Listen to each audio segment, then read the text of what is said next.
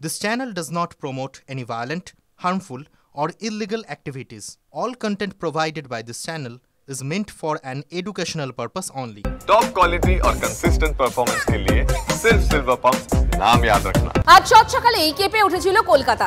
দায়ী বঙ্গোপসাগরের নিচে হওয়া 5.1 মাত্রার ভূমিকম্প। সেই কাঁপুনির রেশ কাটতে না কাটতেই কাঁপিয়ে দেওয়া খবর সামনে আসে সকাল সকাল। এই ঘটনাও সকালের, সবে আড়মোড়া ভাঙছে শহর। এরই মধ্যে দুই মহিলা একটা ভারী ট্রলি ব্যাগ নিয়ে কুমোরটুলি ঘাটে ট্যাক্সি থেকে নামেন। সন্দেহ হয় স্থানীয়দের, ডাকা হয় পুলিশকে। ট্রলি ব্যাগ খুলতেই কেঁপে ওঠেন সকলে। ভিতরে এক মহিলার লাশ। পরে জানা যায় খুন করা হয়েছে মধ্যমগ্রামে। ছক ছিল গঙ্গায় দেহ ভাসিয়ে দেওয়া হবে, কিন্তু মধ্যমগ্রামে খুন করে কলকাতায় আনবে কেন? কলকাতা কি অপরাধীদের নিরাপদ জায়গা? অকেশনালি মানে আমরা যখন নাকা চেকিং করি, সারপ্রাইজ চেকিং করা হয়, তখন এইগুলো পুরো দেখা হয়। কিন্তু 24 ঘন্টা সবসময় প্রত্যেক গাড়ি চেক করা হয়তো প্র্যাকটিক্যাল পসিবল নেই।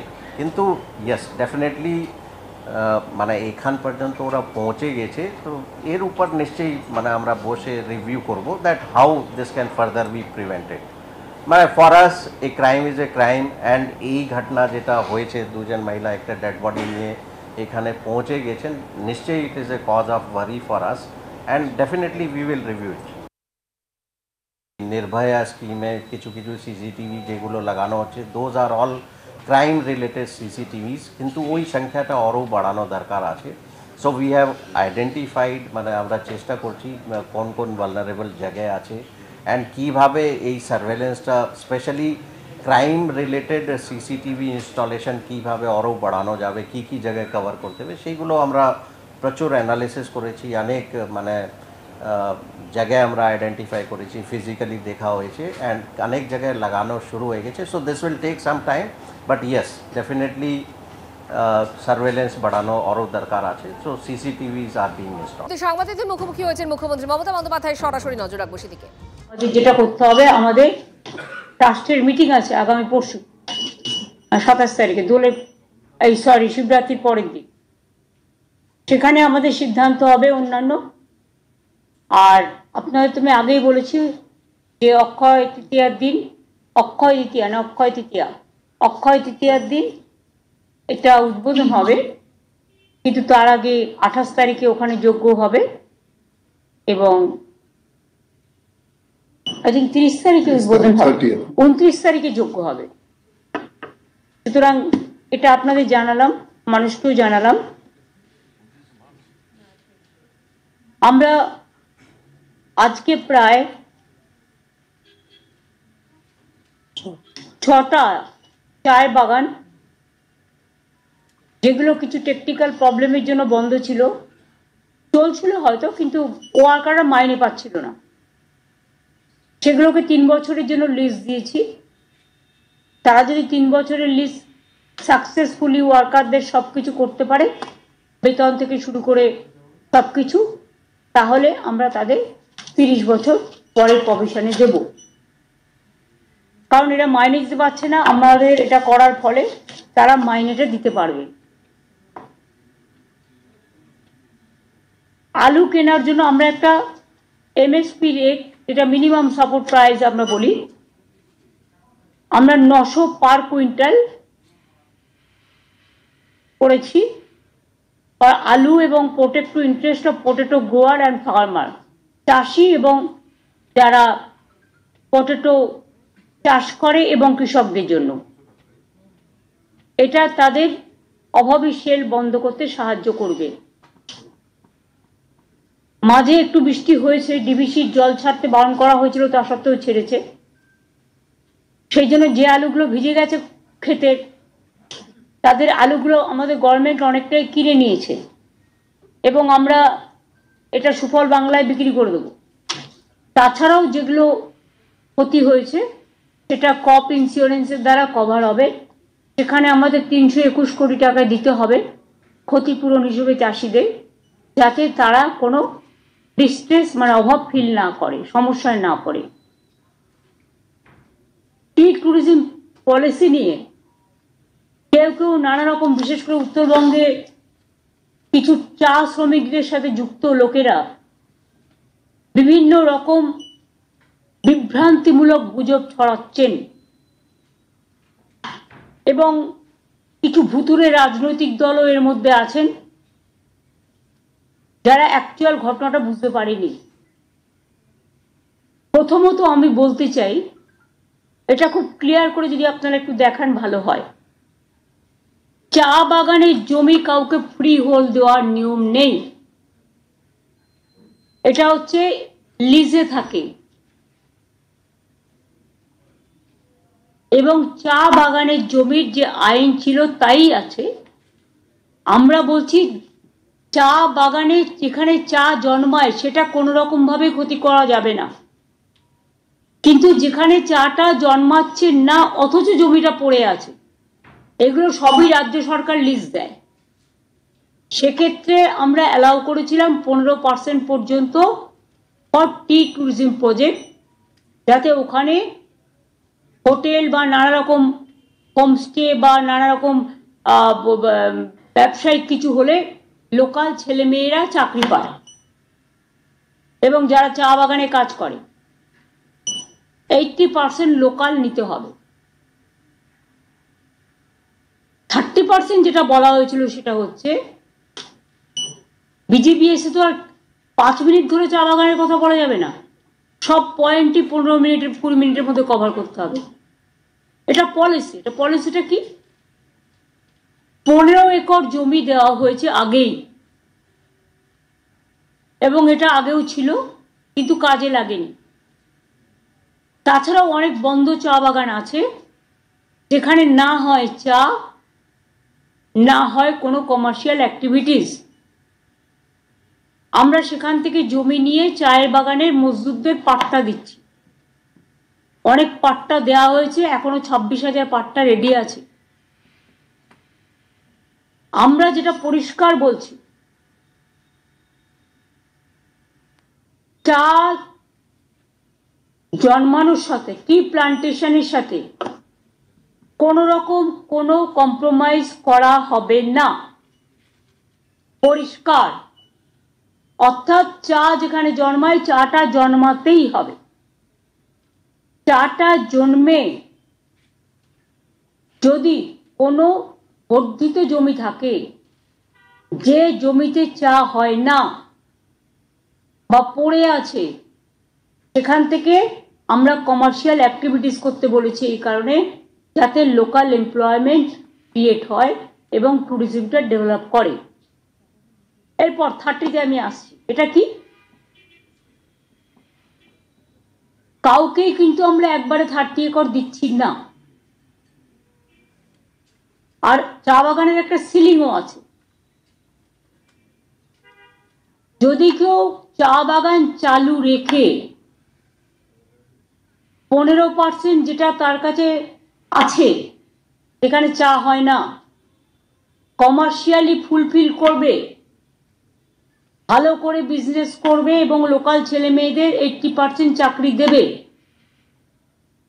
তারা যদি এটা সাকসেসফুলি দেখাতে পারে, তবেই সেক্ষেত্রে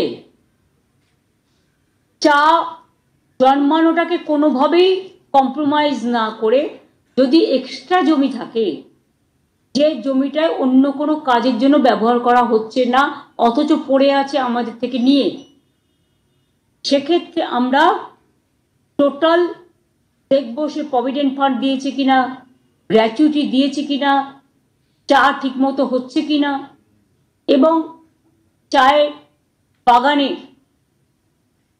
যে 50 একর জমি দেওয়া হয়েছিল, 15 একর, সেটাতে ঠিকমতো কমার্শিয়াল ইউটিলাইজেশন হচ্ছে কিনা।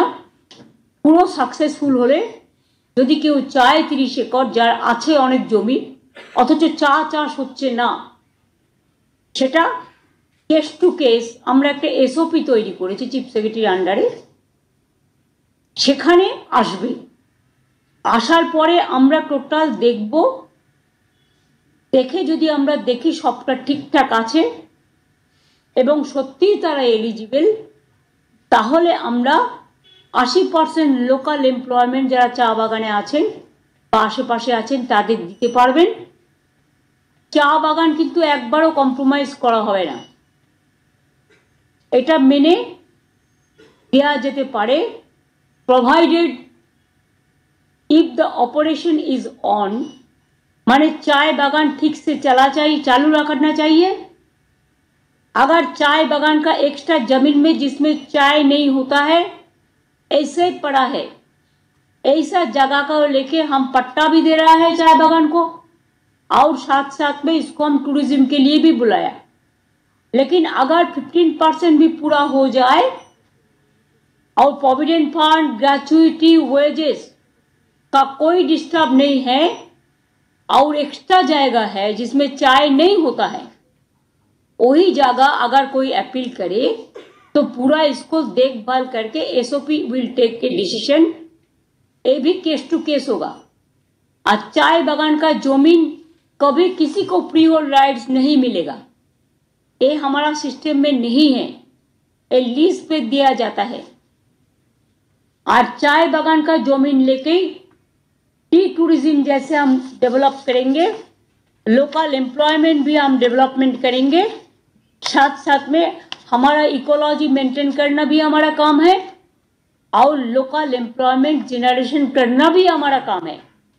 सब ध्यान में रख के हमने यही ठीक किया है कि एक साथ में 30 एकड़ हम किसी को नहीं दे रहा है, 15% दे रहा है, जिसको चाय बागान का चाय चाष नहीं होता है, चाय तैयार नहीं होता है, चाय में चाष नहीं होता है, प्लांटेशन नहीं होता है। और एक पॉइंट है, अगर कोई हम देखेंगे कि जो चाय का जमीन में जो एक्स्ट्रा जमीन है, अगर वो कमर्शियल एक्टिविटीज करके चाय बागान बंद करके भाग जाता है तो उसको जो कमर्शियल के लिए हम जो लैंड दिया है वो भी स्टेट गवर्नमेंट उसको ले आएंगे, और कैसे उसको हमको चालू करना है that state government will take care, SOP will take care. चाय बागान चालू रखने से तभी हम इसको यूटिलाइज करने देगा, चाय बागान जो बंद करेगा हम उसको नहीं करने देंगे।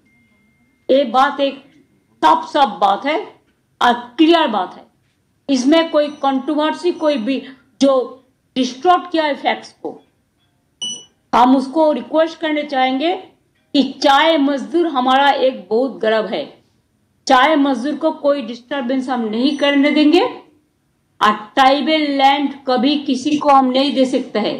इसके लिए भी हमारा कानून बहुत कड़ाई है कि tribal land nobody can purchase. पहले ऐसा बहुत सारे हुए थे, लेकिन हम लोगों ने उसको बाद कानून किया कि ट्राइबल लैंड किसी को पास नहीं जाएगा, ओनली ट्राइबल का पास ही रहेगा। ये सब डिसीजन आप लोग को बोलना चाहिए था, इसके लिए मैंने आपको बता दिया। और साथ साथ में मैं आप लोगों को আপনাদের সবাইকে শিবরাত্রি অভিনন্দন জানাচ্ছি। শান্তিপূর্ণভাবে সুন্দরভাবে আপনারা শিবরাত্রির উপবাস পালন করুন, শিবরাত্রি পুজো পালন করুন। এরপরে দোল আসছে, হোলি আসছে, দোল যাত্রারও অভিনন্দন থাকবে, হোলিরও অভিনন্দন থাকবে, কিন্তু সাথে সাথে মনে রাখবেন 31 বা 1 তারিখে রোজার মাসও শুরু হচ্ছে, 1 মাস ধরে চলবে রমজান মাস। সেক্ষেত্রে আমরা পরস্পরকে যেন সহযোগিতা করি, সব উৎসবই আমাদের উৎসব, সুতরাং সব উৎসবেই কিন্তু আমরা সকলে ভাগ নিই, সব কিছু যাতে শান্তিতে চলে। আমার সব কমিউনিটি, সব ধর্ম, সব বর্ণ, সমস্ত সম্প্রদায় সবার কাছে এটা আমাদের আবেদন থাকবে। আমাদের কালীঘাট স্কাইওয়াক প্রায় রেডির মুখে, জগন্নাথ ধামের জমিটাও আমরা এই বাড়িটাও আমরা কনস্ট্রাকশন যেটা আমরা ইটকোকে দিয়েছি, জমিটাও আমরা ডিএসডিএ থেকে নিয়ে আমাদের ডিসিশন হয়েছে ওটা হিটকোকে ট্রান্সফার করা। বাদবাকি ডিসিশন ট্রাস্ট ঠিক করবে, পরশুদিন মিটিং আছে এবং আপনারা নিশ্চয়ই আসবেন। বাট আমি হাইপ তুলতে চাই না, এই কারণে আমার যতটা ক্যাপাসিটি আমি ক্যাপাসিটি অনুযায়ী কাজ করব। ক্যাপাসিটির বাইরে গিয়ে হাইপ তুলে, আপনারা জানেন গঙ্গাসাগর প্রতিবার হয়, কিন্তু মহাকুম্ভ 12 বছর পর পর হয়। যেমন জগন্নাথ দেবের পুরীর মন্দিরের যে নিম কাঠের ঠাকুর হয়, তাদের অনেক নিয়ম কানুন আছে, এবং আমি যতদূর জানি, এটা হতে পারে আমি সম্ভবত বলছি, 12 বছর পর পর সে নিম কাঠের মূর্তি চেঞ্জ করে পুরীর সিস্টেম অনুযায়ী দৈত্যপতি। এক একটা জায়গায় এক এক রকম নিয়ম আছে। কাজে যারা বলছেন 144 বছর পরে হচ্ছে, 2014তেও হয়েছে।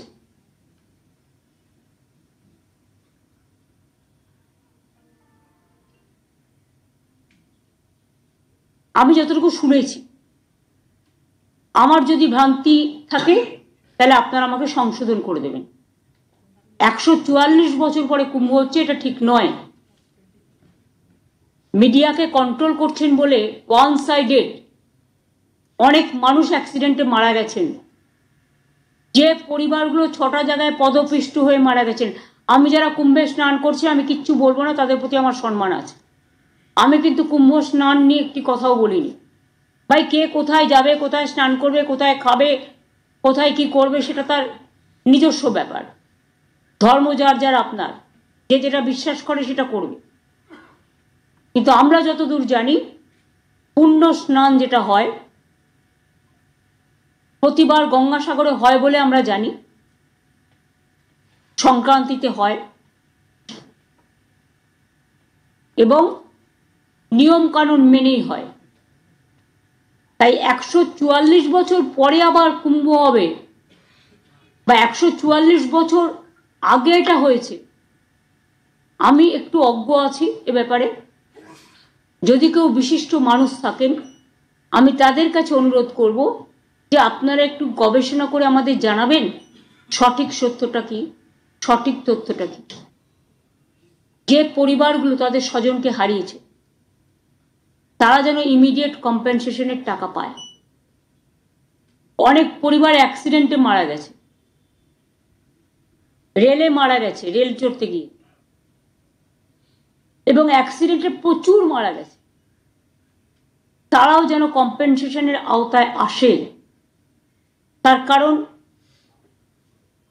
আমি যদি কোনো বিয়ে বাড়ির ব্যবস্থা করি, আমাকে দেখতে হবে খাবার দাবার দায়িত্বটাও আমাকে একটু এক্সট্রা রাখতে হয়। 400 লোককে নিমন্ত্রণ করলে 500 লোকের ব্যবস্থা রাখতে হয়। এটা হচ্ছে সিস্টেম, আমাদের পারিবারিক সিস্টেম। ধর্মের ক্ষেত্রেও মনে রাখবেন, এটাও একটা ধর্মীয় ব্যাপার, একটা উৎসব। কতটা ক্যাপাসিটি আছে, কতটা ক্যাপাসিটির মধ্যে কত মানুষ যেতে পারে, কিভাবে যেতে পারে, সেগুলো ভাবনা চিন্তা করে করার জন্যই আমরা প্ল্যানিং এর ব্যাপারে বলেছিলাম। কিন্তু অনেকেই এটাকে নিয়ে ডিস্টর্ট করেছে এবং অনেক কুকথা অকথা বলেছেন। তাদের কাছে আমি অনুরোধ করব, আপনারা যেটা বলছেন সেটা অসত্য, সম্পূর্ণ মিথ্যা। আমি কোনো ধর্মকে জীবনে অসম্মান করিনি, করবও না। সর্বধর্ম সমন্বয় আমাদের লক্ষ্য, আমরা সব ধর্মকে সম্মান করি। গঙ্গাসাগর মেলা হলে 5-6 দিন ধরে আমাদের কারো ঘুম হয় না, আমাদের জেগে থাকতে হয়। জলে পার হয় এক একজন, তাই গঙ্গাসাগর সেতু তৈরি করছি আমরা। 2 বছর লাগবে। দুর্গাপুজো যখন হয়, এক একটা জেলাতে আপনারা দেখেছেন কি রাস হয়, বাইরের প্রচুর মানুষ আসে, আশেপাশে রাজ্যের মানুষও আসে। আমরা পুরো যতক্ষণ পর্যন্ত সম্পূর্ণ না হয় আমাদের পুজো কার্নিভেল, ততক্ষণ পর্যন্ত আমাদের নজরদারি করতে হয় যাতে কোনো রকম কোনো ঘটনা না ঘটে। দেখুন, ইনসিডেন্ট বা অ্যাক্সিডেন্ট যে কোনো সময় হতেই পারে, কিন্তু ইনসিডেন্ট বা অ্যাক্সিডেন্ট হলে যদি কারো দোষে হয়, এবং যদি আমরা সঠিক সময় সঠিকভাবে after incident, after accident planning না করি ঠিক মতো, সেটাতে মানুষ সাফার করে। আপনারা এখানে দেখেছিলেন আমরা ক্ষমতা আসার সাথে সাথে প্রায় আমরিতে একটি অগ্নিকাণ্ড আমরি হাসপাতালে ঘটে, সেখানে 100-র উপর লোক মারা যায়। সারা রাত বসে আমরা কিন্তু পোস্টমর্টম করিয়েছিলাম। ডেথ সার্টিফিকেট, টাকা এবং চাকরির অ্যাপয়েন্টমেন্ট লেটার সেদিনই আমরা দিয়ে দিয়েছিলাম। সুতরাং আমার এটা দাবি থাকবে উত্তরপ্রদেশ সরকারের কাছে, যোগী সাহেব আমাকে যতই গালাগালি দিন তাতে আমার ফোসকা পড়বে না।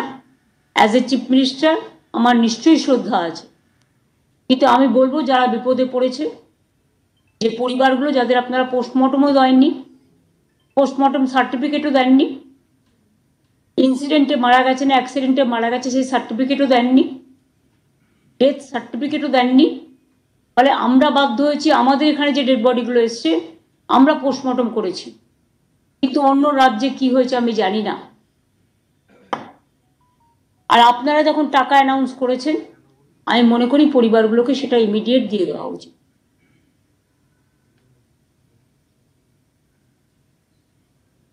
আমার এটুকুই বলার ছিল।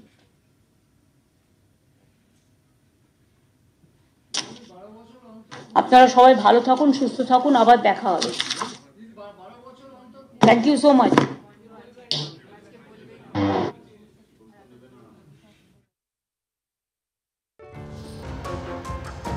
বীরভূমের মারগ্রামে বিস্ফোরণ, হাত উড়ে গেল রঙ্গলাল মাল নামে এক ব্যক্তির। বাড়ির মধ্যেই মজুদ করে রাখা ছিল তাজা বোমা। ভুলবশত বোমাতে হাত পড়ে যাওয়াতেই উড়ে গেল হাত, এমনটাই জানা যাচ্ছে। হিমাদ্রি আমাদের প্রতিনিধি এই মুহূর্তে আমাদের সঙ্গে টেলিফোনে রয়েছেন। হিমাদ্রি, ঘটনা সম্পর্কে কি জানা যাচ্ছে? বাড়িতে বোমা মজুদ, কারণটা কি? দেখো, বাড়িতে এই ব্যক্তি তিনি নিজেই জানিয়েছেন রাজনৈতিক কারণে তিনি এই বাড়িতে এই বোমা মজুদ করেছিলেন। তিনি অবশ্য স্বীকার করছেন এই বোমা এখনকার নয়, দীর্ঘদিন আগেকার বোমা। সেটা কোনো কারণে বাড়িতে যখন বোমা রাখা ছিল সেই বোমার একটি বোমা কোনো কারণে বাড়িতে থেকে গিয়েছিল।